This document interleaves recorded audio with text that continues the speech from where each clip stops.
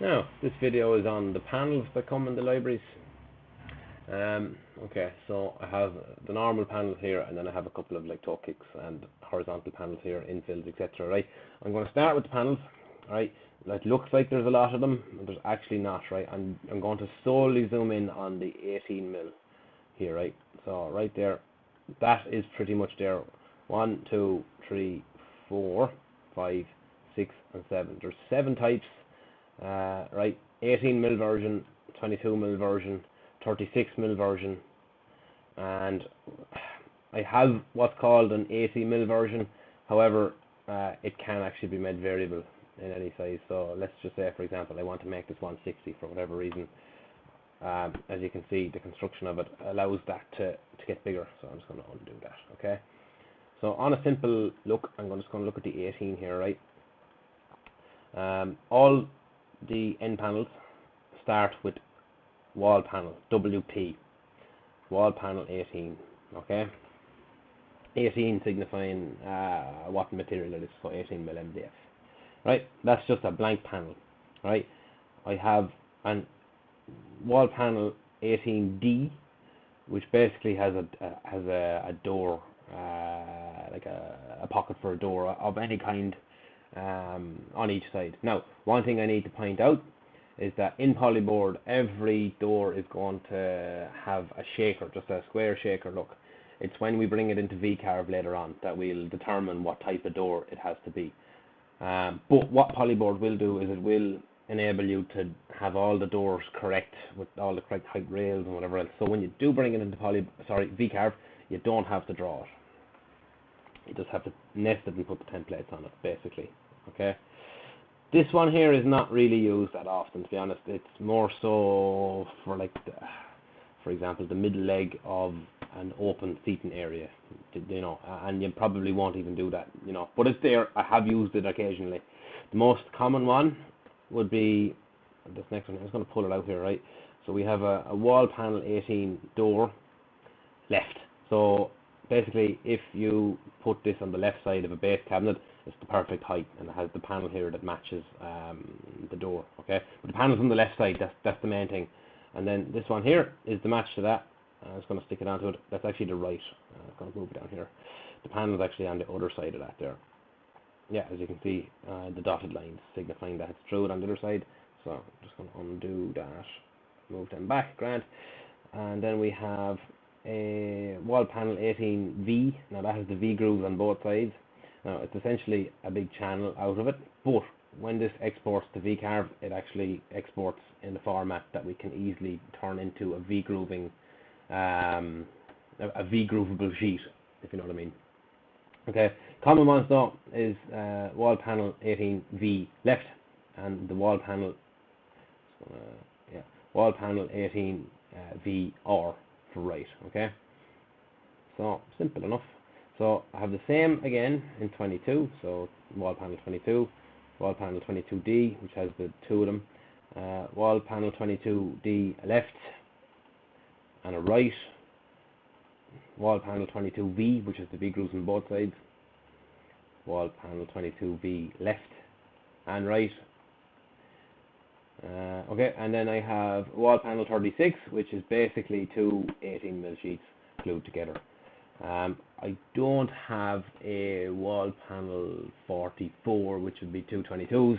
However, that is very simple to do. Now, my wall panel 36 left, so that would go on the left-hand side of a unit. As you can see, what I've done, I've actually added in two 100 mil strips on the inside where you don't see it. So on the front, you see the full edge. Where there's a toe kick going in here, it can be covered. But again, you don't have to be making the panel unnecessarily heavy or be unnecessarily wasting material. Cool, I have a right version of that. 36D, which is basically two panels with a door panel on them glued together. 36DL, 36DR, 36V, and then I have a 36V left, a 36V right. Cool, and then I'm just going up the sizes here, right? I have all my 80 mil ones, so that's a solid one. That's actually quite commonly used. You might use it for We use it for like a secret fridge, sorry, a secret doorway into a walk-in pantry. So there could be, how am I saying this? Yes, on one side there was freestanding bridge, so you wanted the panel to go the whole way back, and then on the inside we had the walkway into the pantry. So we needed actually both sides of that. But again, you have wall panel 80 left, wall panel 80 right. Again, I just want to reiterate, you're not stuck to 80. You can change the width of them to whatever you want. Wall panel 80D, and then D left, a D right, wall panel 80V, and then a V left and a V right. Now, I do have these post versions made up. I made these about 2 years ago. Turns out we didn't really use them anymore. I was away at the time. Now, I have these at the moment constructed of 2 18s and 2 22s put together. It makes an 80mm post. That may or may not be madness. It might be better to do that mitered. Fortunately, it is actually possible to do a mitered corner or a mitered post in polyboard. So should someone be interested in doing that, I can show them how to do it. And it is possible to cut mitered posts on a CNC. We used to do that in New Zealand. It was actually quite effective. To be fairly dimensionally correct. When I say fairly, I mean it would be. Cool. And this one here, wall panel 18 melamine. It's funny, like with painted stuff, there's several, but with a melamine panel, there's only one. So now here's some island panels that I've made. Obviously, I probably should make some more because you know we use different types.